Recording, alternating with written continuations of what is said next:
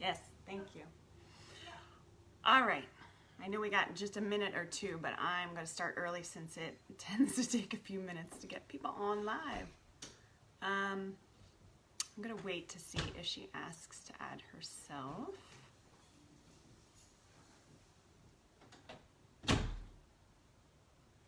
Guest request. Allison, if you're, okay, there we go. Perfect.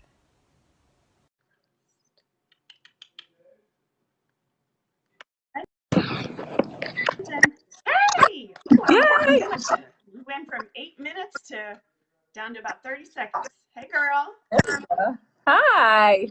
How are you? I'm good. Good to see This is you. crazy. This is so crazy. I know. I just literally, surprisingly, I've been on Facebook for years, but I've been on someone else's live feed, but I've never done it and brought people on. So it's been a learning experience. We've done it. We've done it on Instagram before, and it's worked. Oh, really? Yeah, doing a joint live on Instagram. I'm super my thing. There we go. That's better. That's more. We've done it on Instagram. I'm trying to bring up my live on my computer so that I can see if people are asking questions because I can't see on my phone. So here we go. Yeah, I didn't know you could do it on the computer. Yeah, you can do it on both, I think. Who knows? Technology. It's crazy. No, seriously, because I was going to try to log on my computer, and then when you said turn the phone, I was like, oh, I bet I can't do it on the computer because it won't. Oh, I'm sorry. Yeah, you totally could have you could do beach. Oh, well, this is fine. So I want to introduce you. This is my friend Allison. And Allison and I first met, was it about a year ago? Yeah, probably less than that. Less than a year.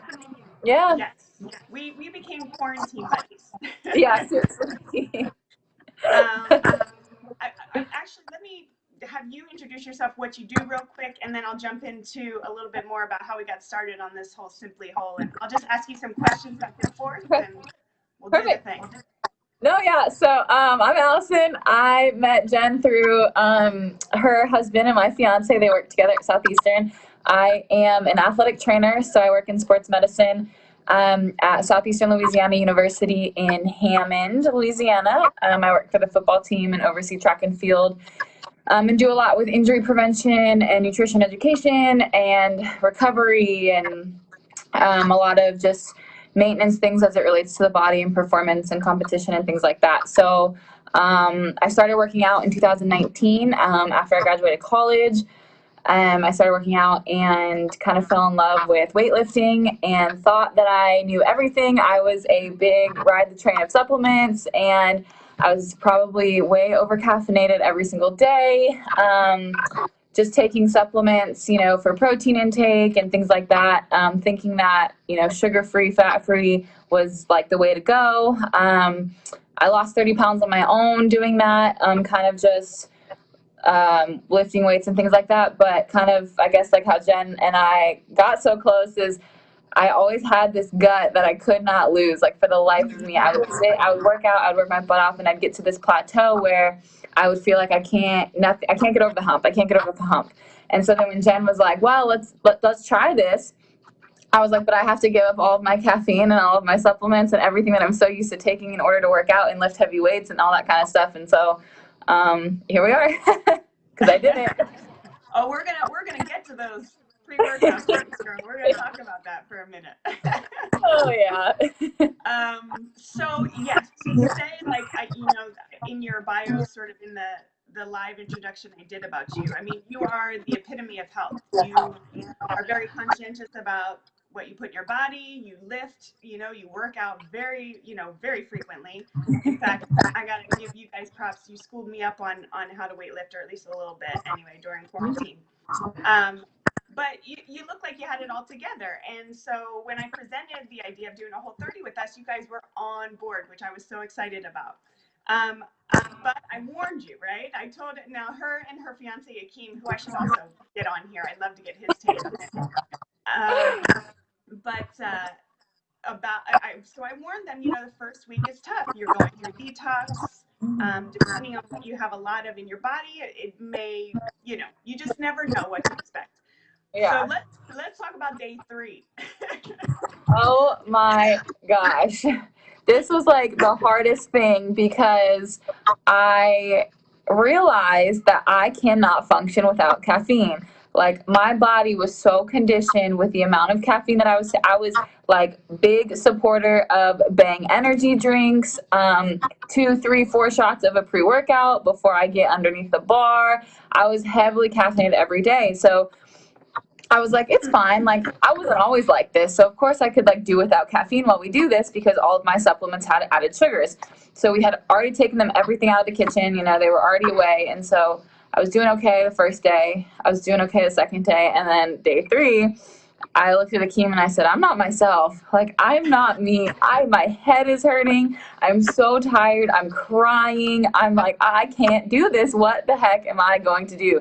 Because my head just hurt because I was so dependent on caffeine and the amount of caffeine. And honestly, now it wasn't the caffeine, it was the sugar in the caffeine drinks that I was drinking. It wasn't even the fact that it was the caffeine itself. And so Yeah. it was hard. And I was having a full on meltdown because I was like, how am I going to go 30 days like this? My head hurts. I'm crying. I'm not myself. It was terrible. But you pulled through. I was so proud of you. And actually, Perry's asking, so there's no caffeine? And no, to answer the question, Perry, you're allowed to have coffee on this. But what Allison is saying, what she noticed by not doing her pre-workout because it had added sugar in it, she noticed, a huge difference in her, Yeah. what was going on Yeah, inside her body. I don't drink, I'm not a coffee drinker or a tea drinker. So that's one thing that, Jen said. She was like, well, you can drink coffee, but I don't like coffee. So I was like, okay. But if the only way I get my caffeine is through these like heavily sugared powders, what am I going to do? And so Akeem and I did tons of research into supplements that had nothing. And if you've ever tasted an unflavored supplement, it is terrible. It is the most disgusting thing. It smells bad. Everything about it is bad, but it's the only way to get caffeine supplements and pre-workout energy supplements without any of the added stuff in it. And so we bought me some of that, and my fiance made a juice. He was big into juicing fruits and veggies, and so we made a juice that was sweet enough to mask that terrible, terrible flavor. And to this day, I'm still drinking the same thing. I have not gone back to pre-workouts. I have not gone back to any of it. I'm still juicing every single week to add my pre-workout with no sugar in it. I love it. I love it. So let's talk about, obviously for you, the pre-workout was a challenge, but when do you feel like you kind of got over the hump? Do you remember sort of that point where you're like, oh, okay. Yeah. Yeah, we got over the hump probably, I would say, day 10. And I remember Caesar saying like day 10 is the worst, like 10 days in is the worst. But by day 10, I think I had a handle on it, and I was like, okay, we're cooking. I feel good. I'm feeling light. We're buying fruits, and we're really just eating, pineapples and grapes. And if we're hungry, we eat some fruit. If we're hungry, we eat some, nuts. Or the fun part was kind of the second week was when I was like, I'm going to just try experimenting with different things. And so it was a challenge for me because I already love to cook, of like, okay, how do I make this without this, and how do I make this but I don't use this? And so it was fun because one thing I learned from Jen was that it's real recipes. It's not like you have to go off and find this obscure recipe, because I started to do that very quickly. I was like, oh, it's on Pinterest, and I was like, what is arrowroot flour? And Jen's like, you don't need, no, like, just dial it back. But the fun part was Akeem and I started to make sauce. So one thing we got out of Whole30 was that we started to make sauces, sugar-free sauces with date paste and vinegar and all this stuff. And we still make homemade barbecue sauce every single week because it's just something that was awesome for us to do together as a couple. That was really fun because he loves flavor. And so I think the second week for me was when I was like, oh, we got this. Like, we can make a sauce or a dressing that goes with this, and we can do, chicken like this. And I really realized, like, you can really make any seasoning you buy with the seasonings that you use in, the process of stuff you already have. And so it was cool to kind of be like, oh, I can just make taco seasoning. Then why am I buying taco seasoning for $3? Like, that doesn't make any sense. Right. And for those of you that are watching who don't know already, I actually compiled a bunch of different sauces and dips that are under the files tab. So if you haven't checked that out, make sure you do. But what was I going to ask you? So what would you say throughout the whole 30 days made you as successful as you were? Like if there was one thing or two, couple things you could take away that said, if I wasn't doing this, it would be freaking hard. I think doing it the first time with Akeem was really helpful in the same house, where we were both doing it, where there was no other temptation, right? So it's not like I'm the only one in the house doing it and I'm eating a bowl of pineapple and he has a bowl of ice cream. Like doing it together was really, really helpful. And I think the biggest thing that the reason we succeeded was the preparation beforehand. Really and truthfully going through our kitchen, pulling out every single thing that we knew was, off limits, so to speak, and just putting it in a box out of the kitchen, because if it's there, we were going to want it. So any cabinet, anything you opened in the fridge was fair game, like it normally is in your normal life, right? Like in your normal life, you open the fridge and everything's fair game. So if everything in your fridge or your cabinet is okay, then it's easy. Then you're not tempted. Then you don't see it, out of sight, out of mind. And then when it came back to after the 30 days and we opened up that box again, we were like, we don't even want this stuff. Let's just get rid of it. And we got rid of a lot of it because we were like, well, we just lived without this. And, I don't really feel like eating that now. I'd rather just have potatoes instead of rice, or I'd rather have this instead of that. And so a lot of that stuff we got rid of. But I don't think we would have been as successful if we didn't get rid of everything in the beginning. Yeah, I'm glad you touched on that. And that was a very much sort of the thread through the last live I did with Jeff and Denise, is it's about preparation. If you're not prepping, I mean, it's just going to make it so much harder on yourself. Yeah. It really is. It really is. People asking for your barbecue sauce recipe, so you're going to have to at some point. Oh yeah, I'll send it to you. It's amazing. It's delicious. It's delicious. I think it's funny too, because then we went back and forth with Caesar about this, but like he felt like it was harder in quarantine because you were home more. And I think, because I did it a second time in October, and I think it's harder at work because people are bringing in donuts and, you're moving around more and there's snacks. And so when I did it at work, I was like, oh, I got to bring almonds with me and I got to bring more snacks throughout the day, because when it's 3:00 and I'm hungry and everybody's eating a donut or trail mix or something, like I need to have something too when I'm hungry, so I don't go for those things. And so I think doing it at work was a lot more challenging than in quarantine, because the preparation is key, right? Like you really have to plan. These meals have to be ready, because if nothing's ready when you get home, you're going to want to eat out and you're going to want to stop, or you're going to want to make something quick. And so if nothing's ready for you when you need it, then you are going to kind of cave and go towards something else. But I really do think after the second week, at that point, it's like being on the treadmill, right? It's like being on a treadmill and being like, I only have 2 more minutes until I hit my 10-minute mark. I only have 2 more minutes until I hit my 10-minute mark. So after the 2 weeks, it really truthfully was like, I'm almost there. I'm almost there. I'm almost there. Like there's just 2 more weeks. Like I already did 2 weeks. I can do 2 more weeks. Right. I've got another request. They wanted to know what brand of protein powder you use. So we found Naked Energy was the brand that we used. They have flavored products as well, but when Akeem was playing football at Clemson, actually, he wanted to do all natural organic supplements, and so he kind of had done a lot of the groundwork then, and so it was really just a matter of finding something that came unflavored. And so even now, that's something that I look for in a lot of supplements is the unflavored version of whatever it is typically the one that doesn't have any of the added flavors or sugars. Mm-hmm. Cool. That's a good tip too. Do you find now, like after doing this, are you much more conscientious about reading labels and looking at what's in food? Oh yeah. Like even last week we were at Sam's Club and I still make pesto. So your pesto recipe is Akeem's favorite, the macadamia nut one. And so even now, we were at Sam's Club and he pulled a pesto jar out of the thing and he was like looking at it and he was like, there's milk in here.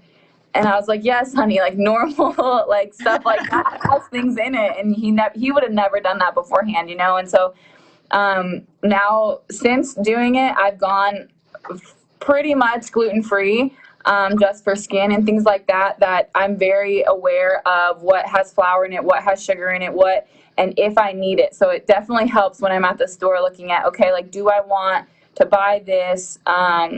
Because we talked about this in the beginning, right? Like I had a really hard time adjusting back to normal eating and eating out. And so even now when I look at things, it's kind of more, okay, like this is a gluten-free, dairy-free cookie mix. That's what I'll go for, instead of a Betty Crocker or something that has, a ton of stuff in it. And so it definitely makes me more aware. So the stuff we have in our house is more, I guess, just conscientious of that stuff for sure. Yeah. Let's talk about the reintroductory period, because this is so funny. When Allison decided to do this, she literally wanted to set the date so that it would coincide with when she was done. It would be her birthday, and she would be able to celebrate. Even though I warned her, much like Jeff, I don't know if you saw the last live, but my brother, when he did this, he just ate everything afterwards, because you feel like you're at the finish line and you're proud of yourself, and it's like, oh, time to celebrate and feed my body everything I've been missing. So how did that go for you? How did you feel? And then how did you adjust after that? So at midnight when we were done, I had already prepped it. I had already made an ice cream, like ice cream dessert, the one I made for Thanksgiving, like an ice cream dessert cake. And I had it in the freezer. It was going to be ready to go at midnight when we were done. So Akeem and I are up. We're watching TV, and we're like, it's almost time. It's almost time. So at midnight, we put a bowl. We ate our ice cream, and I was like, okay. Like, didn't really follow any of Jen's rules. Gluten, because it had Oreo cookies in it, dairy, like, whatever. So then the next morning, I was like, oh, no. My body did not want that. Like, it was great while it lasted, but okay, dairy causes the bloat for me, 110%. So I was like, okay, lesson learned. But then, of course, my birthday was like 2 days later. So lesson was not learned yet. And Akeem and I baked 2 cakes, a ginormous chocolate cake for me for my birthday and a carrot cake for him. And we ate our cakes, and I kid you not, threw away half of the cake of each cake, because we were like, we don't get it out of the house, get it out of the house, we'll eat the whole thing, we'll feel terrible. And so it definitely made us more aware of like, I don't need that, like I really don't need that. Whereas before, we'll bake cookies, or we'll bake something and we'll eat like the whole thing over the course of 3 days.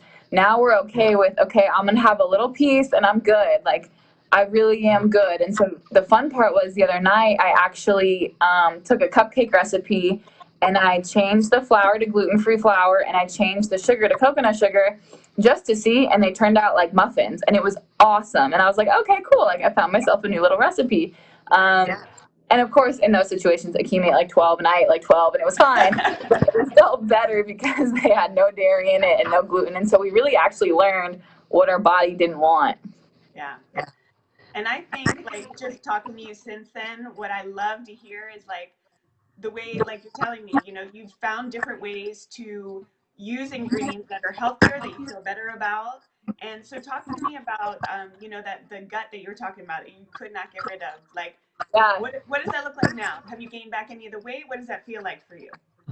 Yeah. So since then, Jen warned me, it's not about weight loss. It's not about weight loss. And you asked what my biggest struggle was. You don't weigh yourself for 30 days. And Akeem really, really struggled with it. We weighed ourselves every single day. Before a workout, after a workout, we were always aware of how much we weighed. So stepping off the scale for a month was really hard for him. And so I lost 7 pounds at the end of it, and he lost 10 pounds. But the difference was definitely in like our stomach and our waistline. We really truthfully were different sizes in our pants. And so I think the craziest part for me was I had worked my butt off for over a year. I trained every single day. I was doing cardio. I was doing all these things that, as somebody with a kinesiology degree in the health and fitness world, I was doing everything right, like Jen said, but I never had abs, ever. And at the end of Whole30, and at the end of our 30 days, I had freaking abs. And I was like, how did that happen? Well, duh, I was eating sugar. Of course it happened. So from a long-term lasting effect, to this day, almost a year later, everything I meal prep, because I was meal prepping before, but everything I meal prep and everything we cook at home is compliant still with the Simply Whole. It's still whole ingredients, it's still whole food, it's still no added sugars, it's still potatoes, vegetables, and some sort of protein. Potatoes, vegetables, some sort of protein. That's still the meal prep all the time. So that way when we do go eat out, or when we do, order pizza, or we do want to do something with friends or have a drink or whatever, we can kind of afford it and we still have abs because everything we eat is still that same kind of meal prep that was ingrained in us doing the Simply Whole, because it was just, that's what you made. You made potatoes, you made this, you made that. And so we just continue to do those things. And we are the type of people who can eat the same thing over and over again. Not everybody's like that, but it definitely helps, rotating through like all the recipes that we've compiled, that we've added to what Jen gave us, and just finding new things. And so the best part for us to keep everything off was doing that. Yeah. Awesome. I had to share your story because it's such the stereotypical, like, beginning, you're going through the detox and you're angry, you're pissed, your body feels like crap, but look what's on the other side. And you have literally made lifestyle changes that will last you forever. And I just love it. I mean, at the end of the day, right, like everyone knows quarantine with like your significant other was hard enough, and we were like, let's just take sugar out. And we love sugar. So that was like double hard. But even now, I mean, like tonight, right, like I go into football camp at 7 a.m. tomorrow, and I'm working 7 to 9 for the next 5 days, but I'm out of juice in my fridge. So tonight, I'm going to go home and make my juice so I can drink my newfound pre-workout drink every single day, and that's my source of caffeine. So it's still something that, I mean, we go home for Christmas. Like, I called my mom before we went home to California. I said, Mom, do you have any friends who have a juicer? Because I'm going to be home for 6 days, and I would really like to have some caffeine. And we made juice at home. Like, that's how just crazy it is that, like, no, I'm not just going to, for 6 days I can do energy drinks or whatever. No, I can't. Awesome. So I'll open it up. If there's any questions, you guys who are still on here live, feel free to ask if you have any more. But thank you, girl. Yeah. It's always good to see you. I know. We got to hang out over Thanksgiving, but it's been we missed each other at Christmas. Yes, we had a Simply Whole Thanksgiving pretty much. Well, we did indulge for sure, but it was a great Thanksgiving. We took the mac and cheese home, and when we got home, I looked at Akima and I said, honey, we cannot keep this, like, till tomorrow. Like, Thanksgiving ends tonight. So Perry's asking, what do you use for caffeine? So it's the Naked Energy brand. You can buy it off of Amazon. Naked Energy is the brand. The unflavored, they do have flavored, but the unflavored is the pre-workout that doesn't have any added sugars or anything, and it's significant of a taste. And so I would say one thing I've done is Jen's applesauce recipe. I've actually, if I don't have juice, I'll put a scoop of it mixed in with the applesauce because it's so sweet, and I'll do that. I'll eat it with the applesauce. Super weird, kind of bizarre way to do it, but it works. Yeah. You know what else I just thought for you? I don't know if I've ever told you this. And when you make the date paste, the water that's like usually soaking in the dates, or the dates are soaking in, I used to pour it off, and then I was like, wait a minute, why don't I reserve this? It's a super sweet flavored water. So that might be something you could try and add too. That too, yeah. No, that would definitely work. I have date paste in my fridge. Like, Akeem loves the date paste. That's what he was a big honey person, and that's what he subbed honey for. Still. Yeah. Yes, I know. He was liking those dates. If nothing else, I'm going to turn everybody in this world onto dates. I mean, I don't know what they were like 8 years ago, but now it's like life-changing for me. And I don't love the date paste, but I do put it in everything now. It's in the barbecue sauce. It's in our like the bread. I still, for my breakfast every single morning, is the almond bread with peanut butter and banana every morning. Almond bread, peanut butter and banana every single morning. So I do use it for that. So I use it. I just posted that recipe in the group, the almond flour bread. I saw that. That's awesome. Awesome. I mean, there's people commenting, but I don't see any more questions, girl. And I know you're busy, so I don't want to take any more of your time. But thank you so much for coming on. I love you, and I cannot wait to see you again. I love you too. We'll talk soon. All right. Bye, everybody. Bye.